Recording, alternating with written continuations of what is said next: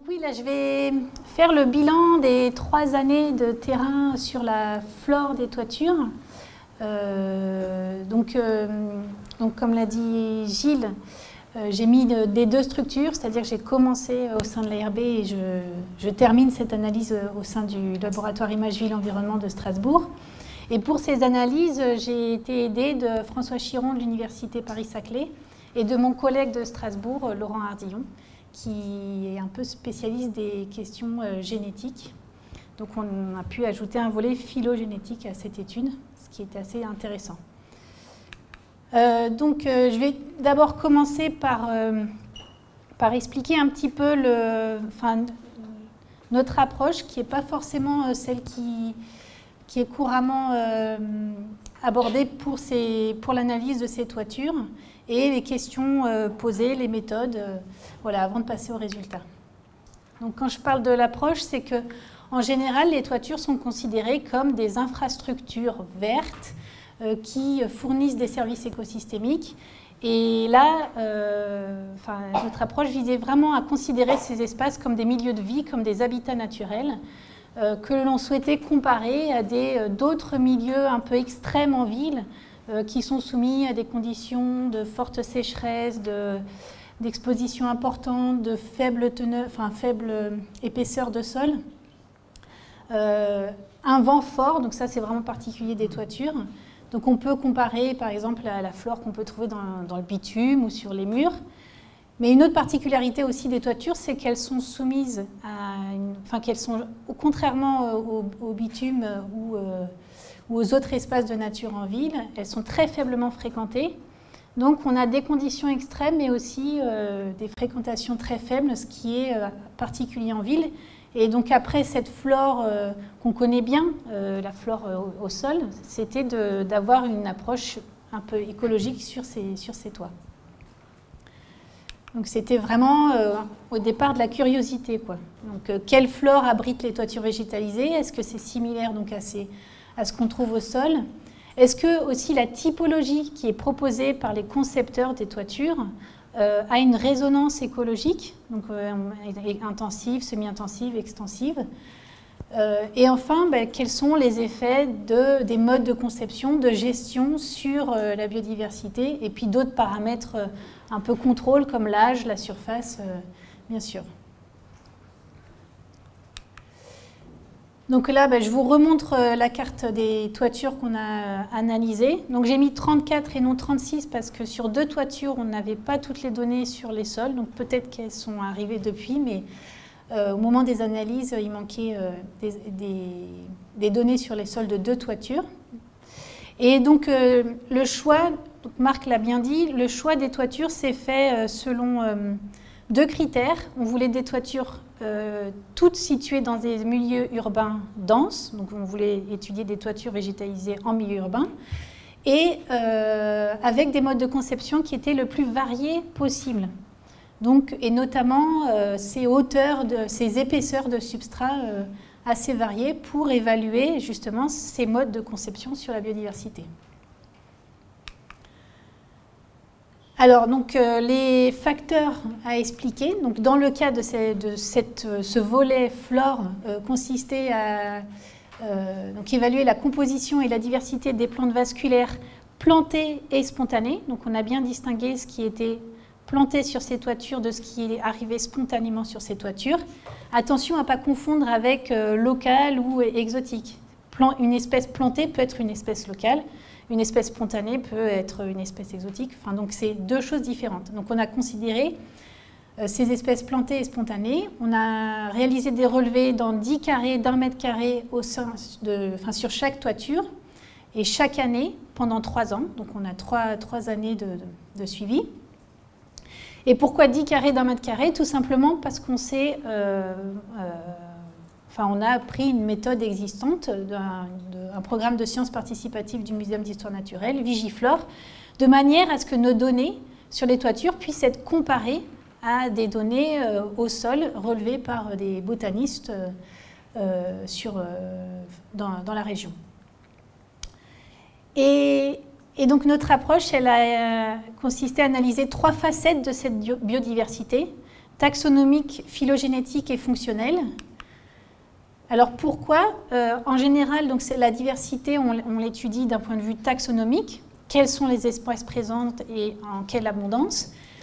Mais on voulait aussi avoir ces autres facettes qui ont aussi un intérêt en termes de préservation de la biodiversité. Donc la facette phylogénétique, donc, qui tient compte de l'histoire évolutive des espèces, et la facette donc, fonctionnelle, qui s'intéresse aux caractéristiques morphologiques, phénologiques, physiologiques, voire comportementales pour les animaux, des espèces présentes, et donc la diversité de ces fonctions au sein des communautés.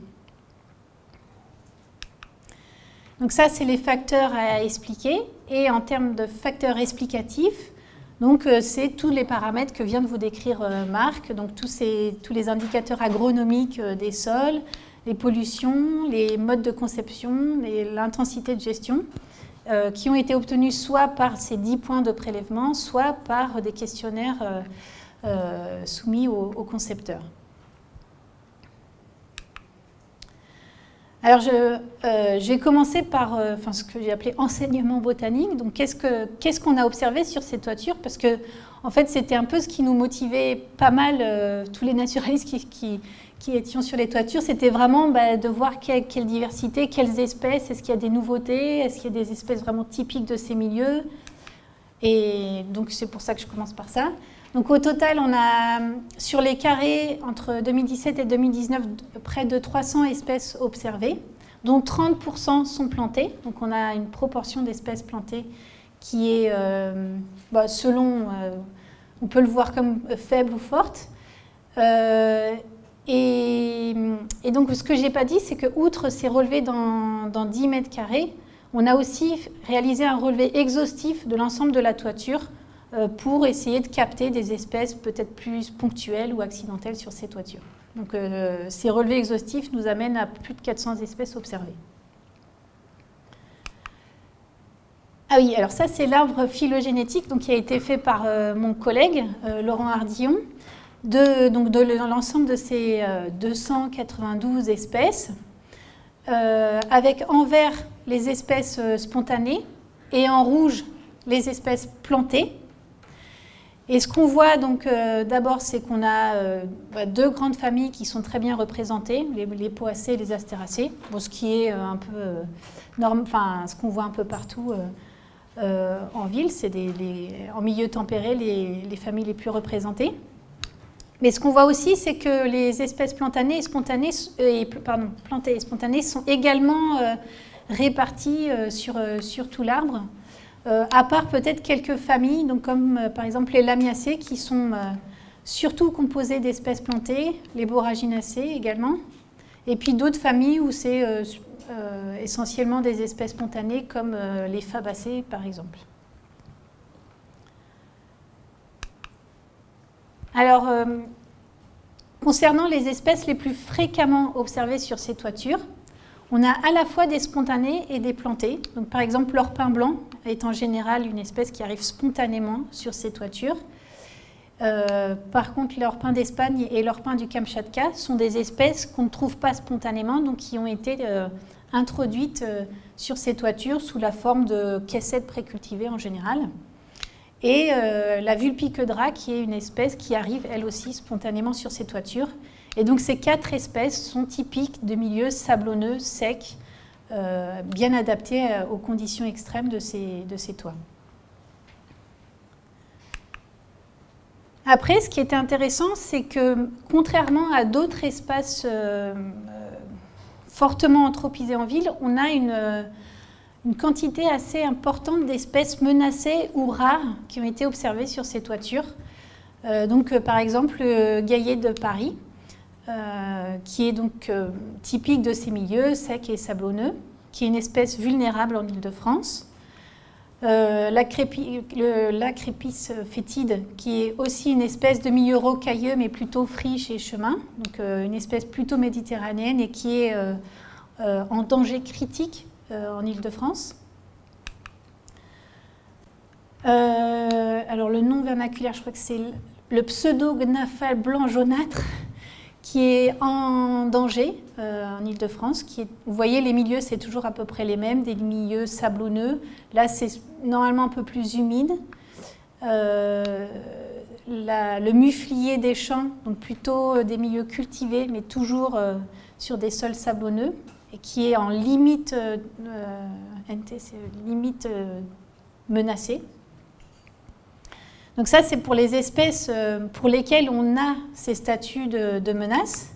Mais on a aussi des espèces qui sont nouvelles pour la région et donc qui pour l'instant n'ont pas de statut, comme ces deux pieds d'oiseaux, Ornithopus compressus et Pinnatus, qui sont des espèces méditerranéo-atlantiques, toujours de ces milieux secs et sablonneux.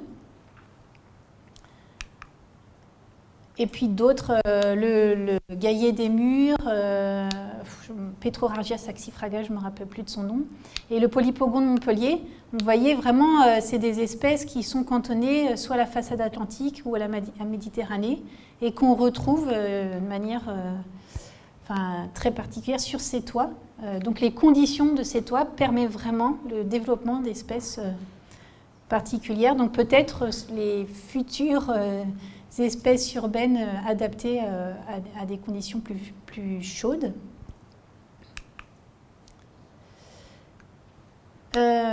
Et donc oui, là je vous montre que les espèces spontanées.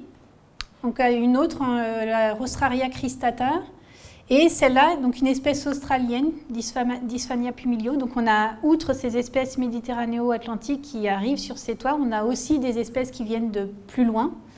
Donc, comme ce petit kénopode, le brome de Madrid, où là c'est un des rares cas où c'est plutôt une espèce continentale qui se retrouve sur ces toits. Donc voilà, c'était un petit tour des espèces menacées ou rares qui sont quand même assez nombreuses sur ces toits. Donc c'était une découverte plutôt sympa pour la botaniste que je suis. Ah, j'en ai oublié une. Donc une espèce d'Amérique du Nord. Une épilope d'automne, donc il n'y a pas une carte de répartition très logique, mais effectivement c'est une espèce qui a été introduite en France et donc qui a pour l'instant une carte qui est plutôt liée à des milieux urbanisés. Donc ça c'est pour les espèces spontanées, mais ce qu'on voit aussi c'est pour les espèces plantées. Donc on a des espèces qui sont menacées en Île-de-France et qui ont été plantées sur ces toits, donc comme l'hysope, le miroir de Vénus, ce coquelicot argémone ou cet orpin qui est quasi dans toutes les cagettes des toitures. Donc je ne sais pas trop quoi en penser, mais en tout cas c'est, je pense, une question à voir. Est-ce que ça a un intérêt de mettre sur ces toitures des espèces qui sont à l'échelle de la région menacées? Voilà, je pense que ça vaut le coup de se questionner. Et donc, au final, on a un assemblage original d'espèces à la fois spontanées, plantées, de pelouses sèches sableuses, qui sont d'origine locale ou plus lointaine, donc méditerranéenne, continentale, nord-américaine, australienne. Et donc, ça peut faire penser à ce que certains appellent un nouvel écosystème, ces toitures végétalisées. Mais en tout cas, c'est vraiment un assemblage unique qu'on ne retrouve pas ailleurs en ville. Alors après, quand on compare au sol, donc je vous ai dit, on a utilisé un protocole qui reprend un protocole de Viginature et qui nous permet donc de comparer nos données à celles issues de Vigiflore. Et je vous disais qu'au départ, moi je m'imaginais observer une diversité qui est à peu près similaire à ce qu'on peut trouver dans des interstices de pavés, de bitume ou sur les murs. En fait, on a une diversité qui est plus comparable à un parc ou une friche. Effectivement, on installe quand même un substrat sur ces toitures, donc qui permet d'accueillir un peu plus d'espèces que ce qu'on trouve dans les rues. Mais par contre, il existe une très grande variabilité entre toitures. C'est-à-dire que cette valeur de 14 espèces au sein d'une placette de 10 mètres carrés, c'est une moyenne et on a vraiment des toitures beaucoup plus pauvres et d'autres bien plus riches. Et c'est ce qu'on va essayer de comprendre maintenant, c'est qu'est-ce qui peut expliquer cette variabilité entre les toitures. Alors, je vais commencer par essayer de dresser une typologie des toitures à partir de la masse de renseignements qu'a pu obtenir Marc sur les conceptions, les types de sols, enfin vraiment profiter de ces données nombreuses pour dresser une typologie de ces toitures et voir en quoi elles se calent ou pas avec celles proposées par les étancheurs. Donc pour ça, on a fait une analyse en composantes principales, donc une analyse multivariée qui donc reprend l'ensemble des paramètres que vous a décrit Marc et qui va permettre de synthétiser ces informations en axes. Donc par exemple, ce premier axe qui en fait synthétise une information sur la structure du sol, son intensité de gestion ou de conception. Donc on va de toiture avec un substrat plutôt sableux avec une forte granulométrie vers des toitures avec un pourcentage d'argile important, donc moins sableux, une faible granulométrie, une forte épaisseur de substrat, très irriguée, très gérée. Donc en gros, ici, on a une intensité de gestion qui augmente et également une structuration des sols qui est de plus en plus complexe.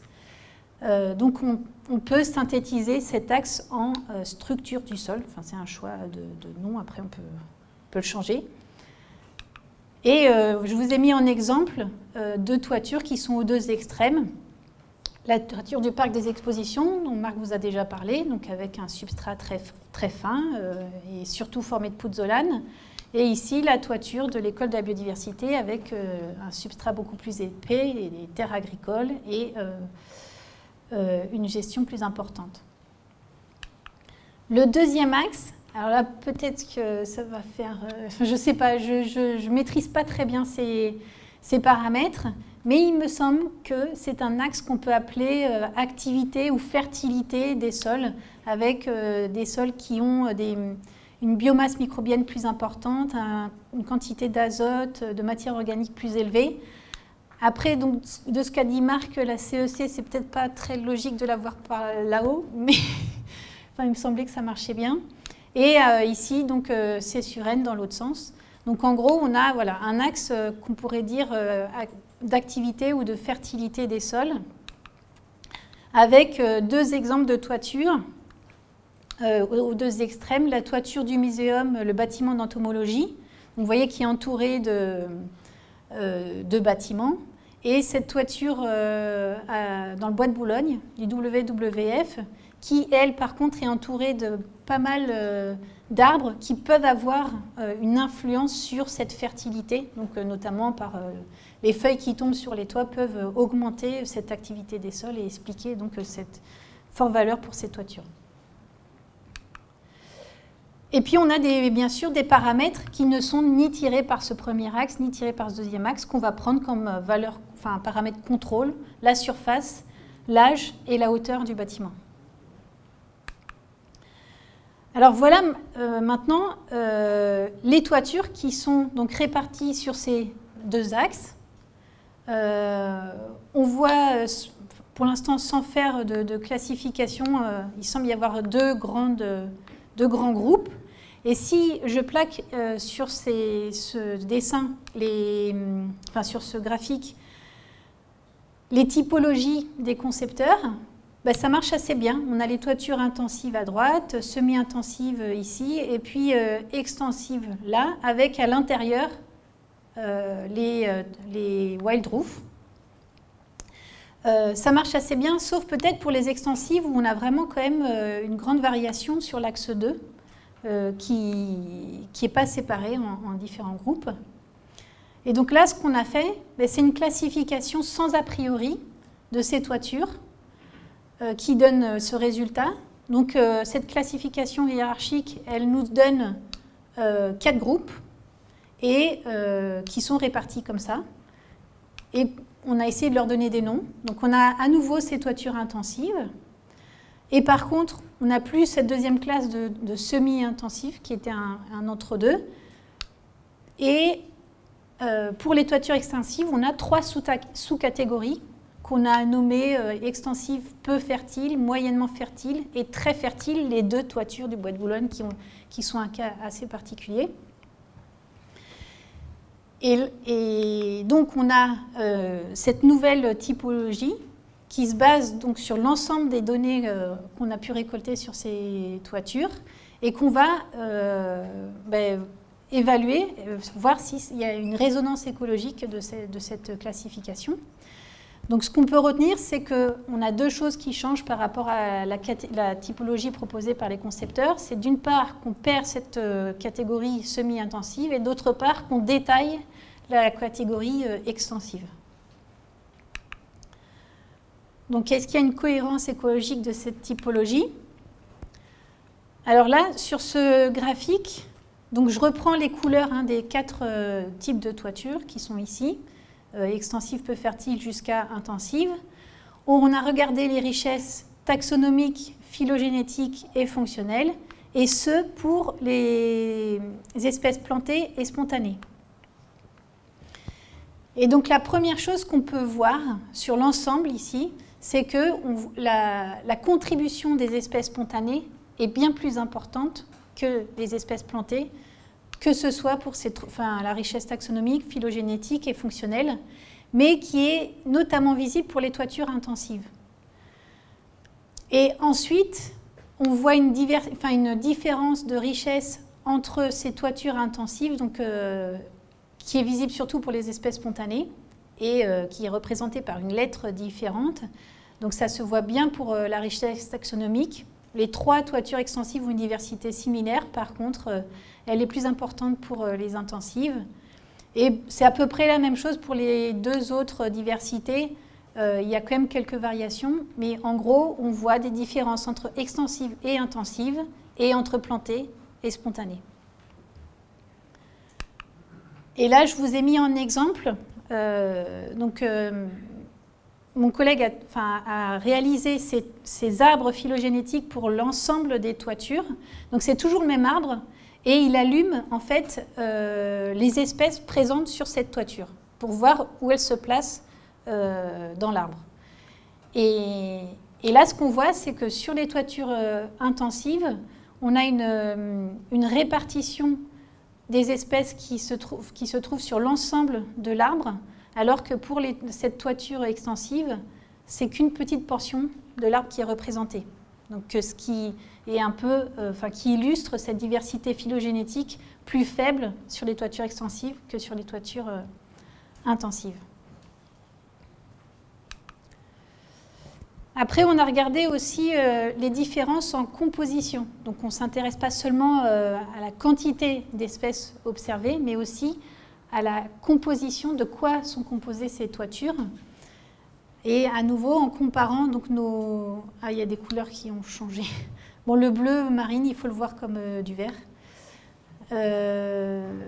Et donc pour le niveau taxonomique, ce qu'on voit, c'est qu'on a des toitures intensives ici. Donc chaque point représente une toiture. Et plus les points sont proches entre eux, plus leurs compositions sont similaires. Et ce qu'on voit, c'est que les toitures intensives ont des compositions qui sont bien différentes des toitures extensives qui sont plutôt regroupées, donc entre elles, peu différentes.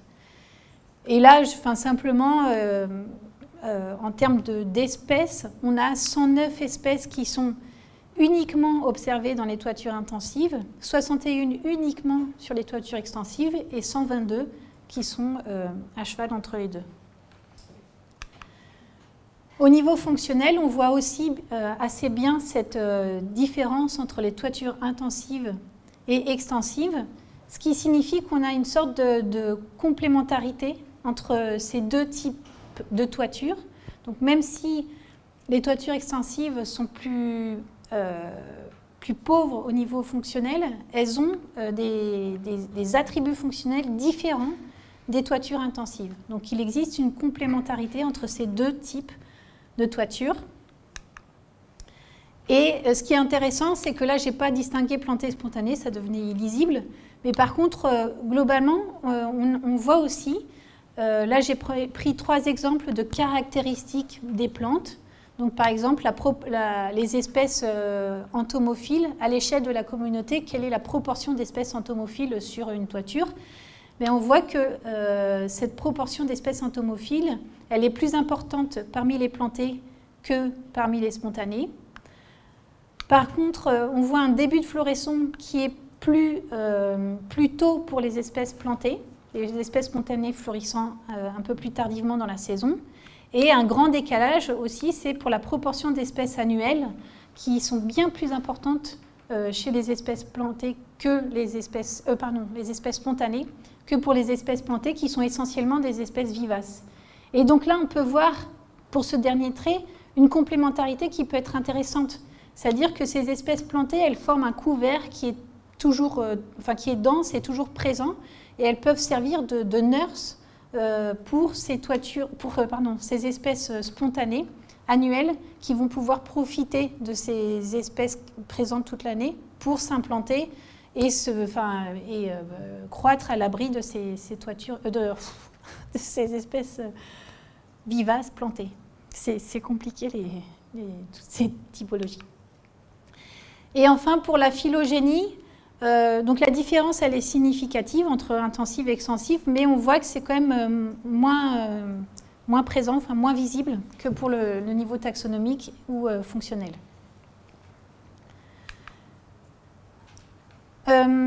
Ensuite, on a regardé les performances écologiques des espèces plantées et spontanées.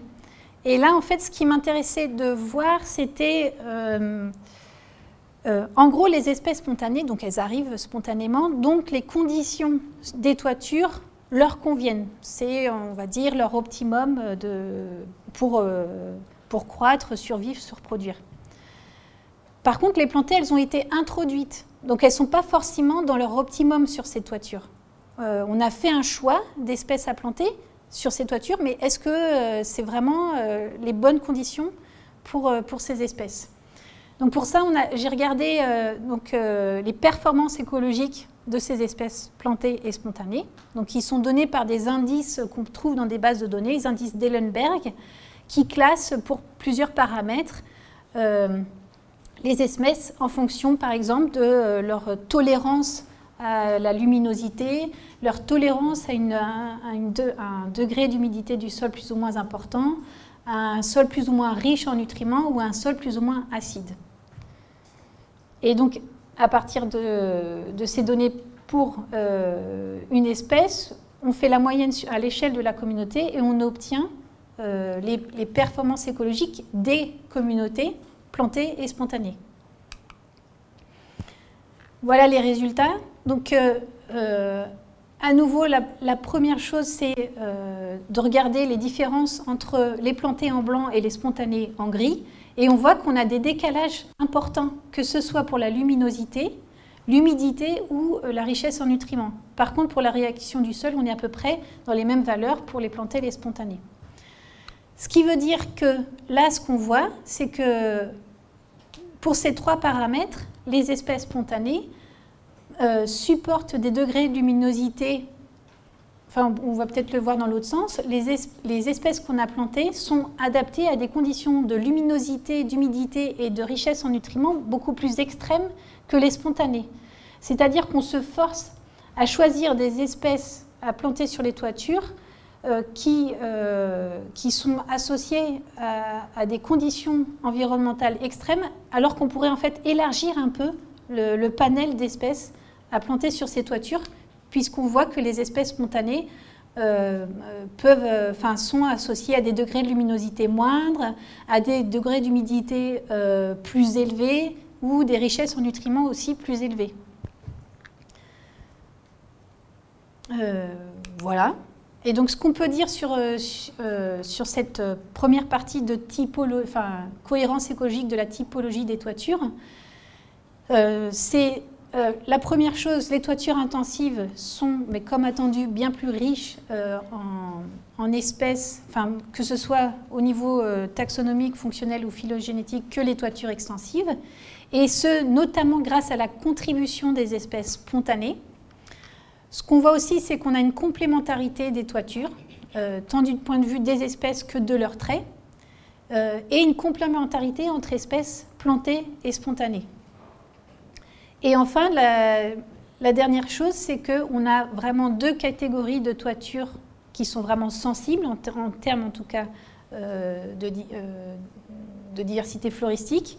C'est intensive et extensive. En fait, les sous-catégories des extensives ne sont pas forcément nécessaires pour, en tout cas, ce volet de la biodiversité. Alors ensuite, le paysage autour des toitures, donc c'est un paramètre aussi qu'on a cherché à analyser.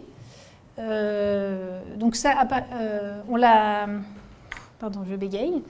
On a utilisé le mode d'occupation des sols de 2017, fourni donc par l'Institut Paris Région, qui a été ici simplifié en 10 classes. Et dans un rayon de 200 mètres autour de chaque toiture, on a donc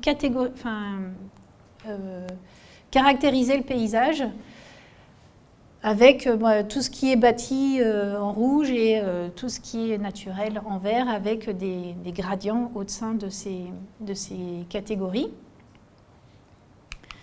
Et de la même manière que pour les variables locales, on a fait une analyse en composantes principales pour essayer de synthétiser l'information. Vous avez vu déjà sur les variables locales, on a beaucoup de données. Pour le paysage, c'est pareil, 10 catégories, c'est beaucoup, sachant qu'on n'a que 34 toitures analysées. Donc on a cherché à synthétiser cette information paysagère,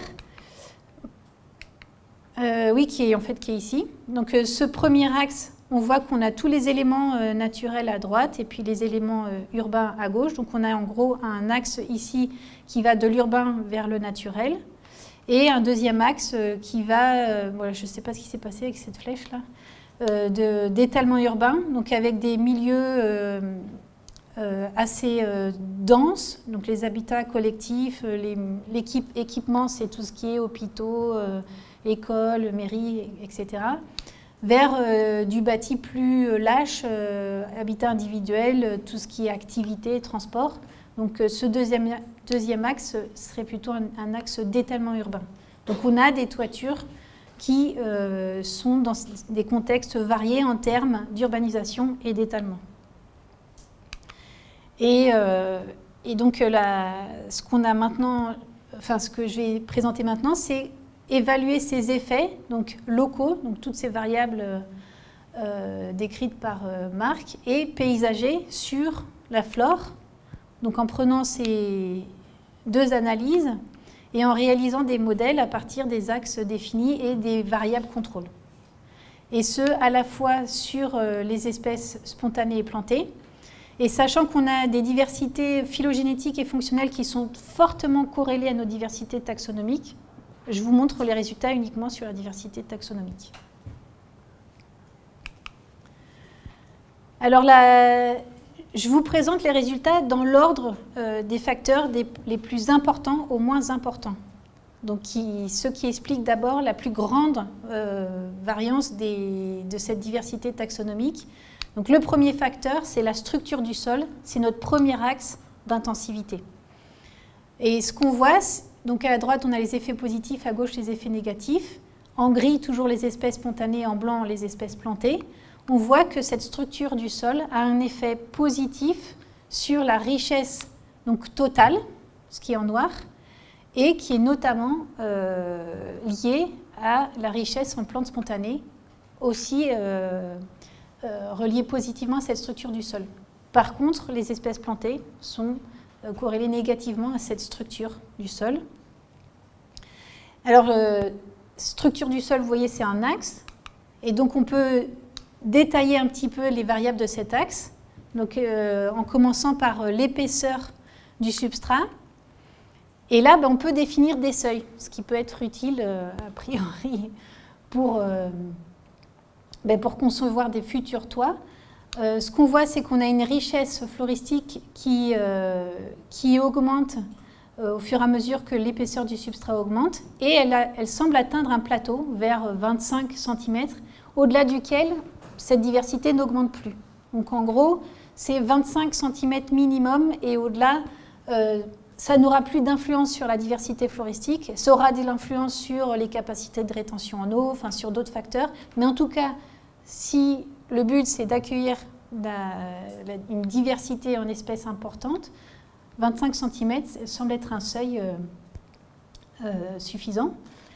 Ensuite, on peut regarder aussi la composition de ce sol, et on voit par exemple un autre seuil qui semble se dessiner pour le pourcentage d'argile à 10%. Donc cette diversité floristique augmente et atteint un plateau.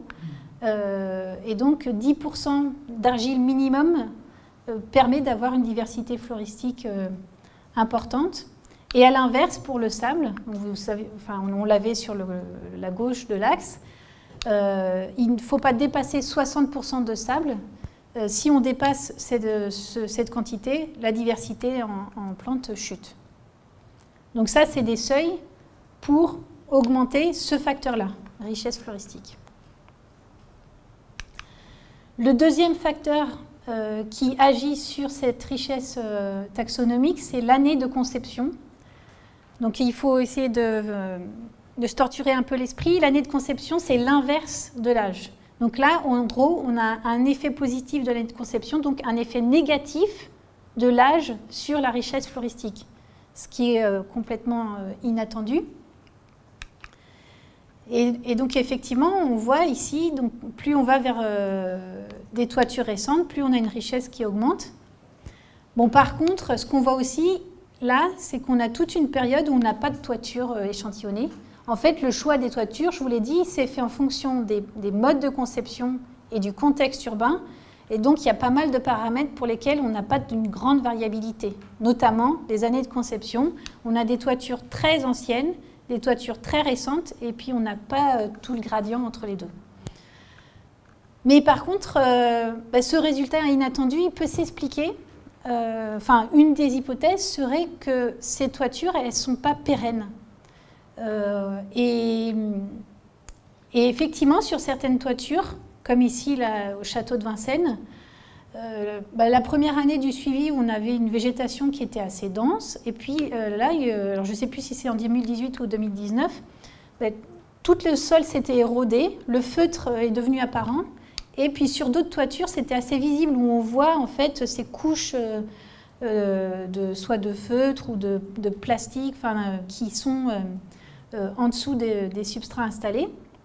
Donc ça pose vraiment une question sur la pérennité des toitures, et ce serait un paramètre vraiment à analyser pour comprendre si effectivement ces toitures, est-ce qu'elles peuvent naturellement se maintenir sur le long terme, ou est-ce qu'elles ont vraiment besoin, est-ce qu'elles sont maintenues artificiellement.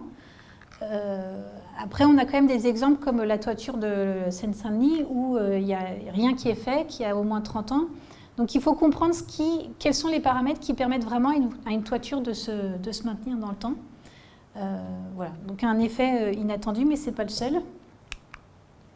Le deuxième effet inattendu, c'est celui-là.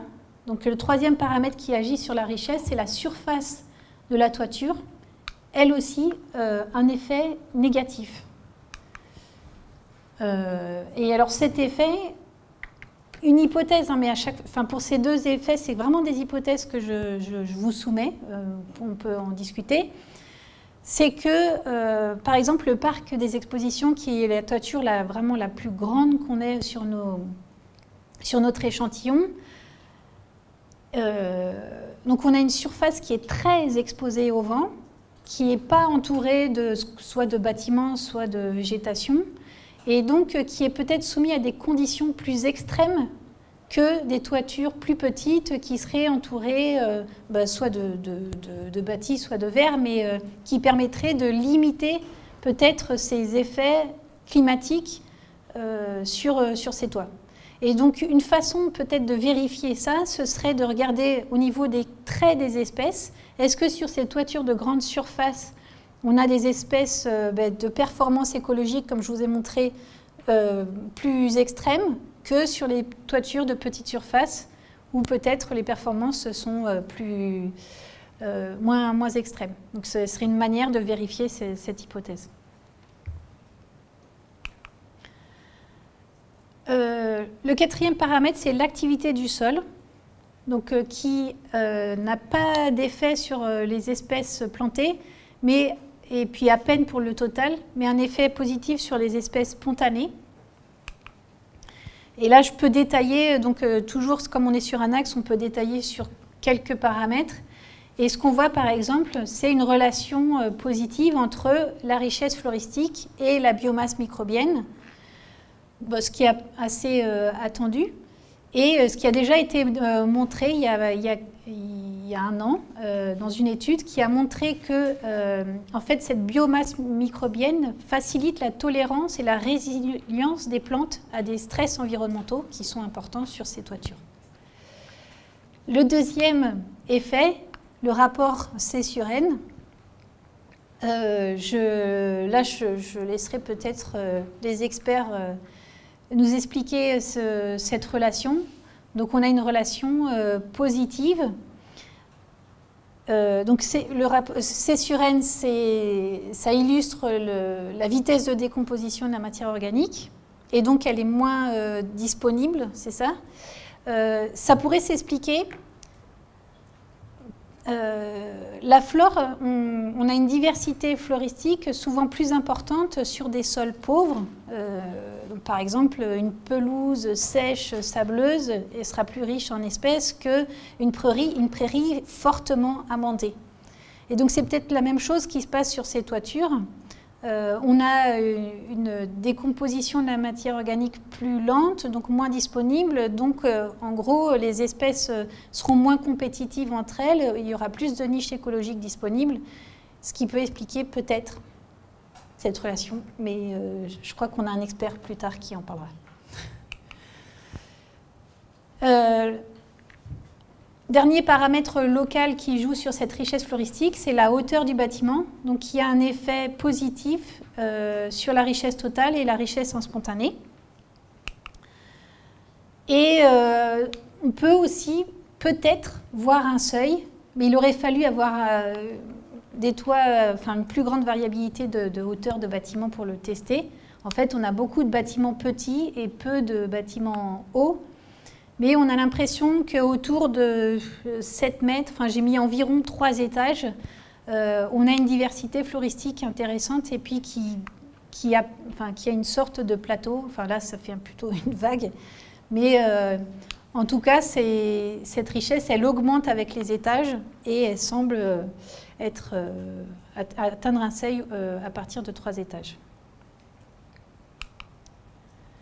Et alors, concernant les effets du paysage, en fait, ils sont très, très faibles, voire inexistants pour la flore spontanée, qui ne semble pas être dépendante du paysage environnant, en tout cas pour cette richesse taxonomique.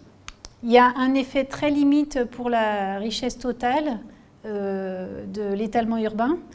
Par contre, ce qu'on voit, c'est qu'il y a un effet sur les espèces plantées. Donc les espèces plantées qui sont plus riches dans des contextes urbains et étalés. Donc là, je pense que c'est vraiment un effet plutôt de conception qui est lié à un contexte particulier. Et ce faible effet du paysage, il a déjà été montré par Ferré et Déric Madre dans une étude antérieure, où il semble montrer que c'est vraiment le local qui joue et un peu moins le paysage.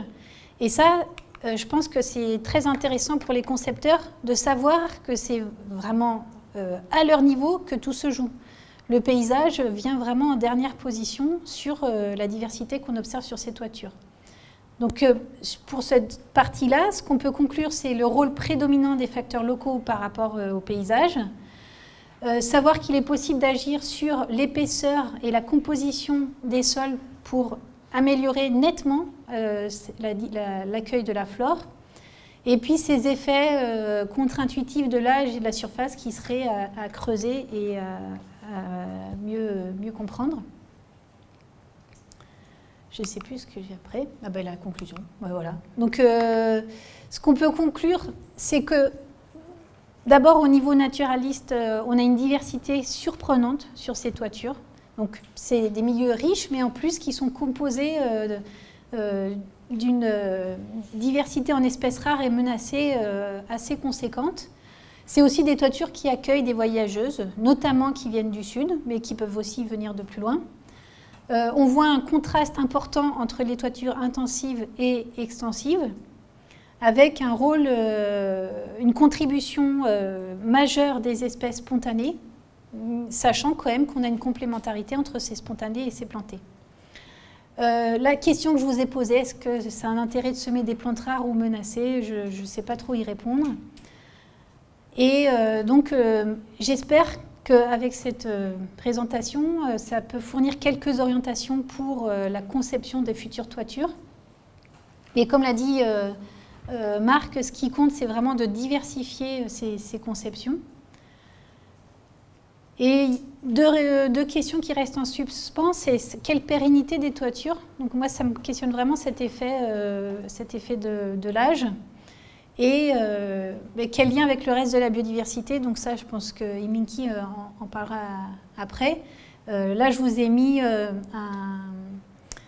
réseau d'interaction plantes-pollinisateurs, donc qui avait été fait par une stagiaire, Christelle Scagliola. Voilà, à partir de l'ensemble des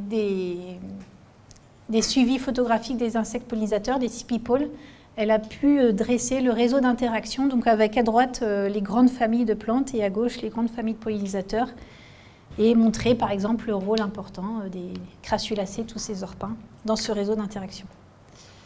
Voilà. Voilà. Je voulais remercier donc tous les collègues stagiaires qui sont venus sur le terrain des toitures, donc avec qui on a partagé le terrain, c'était vraiment sympa. Et puis merci aussi aux collègues de l'ARB qui me manquent un peu. Et merci à vous pour votre attention.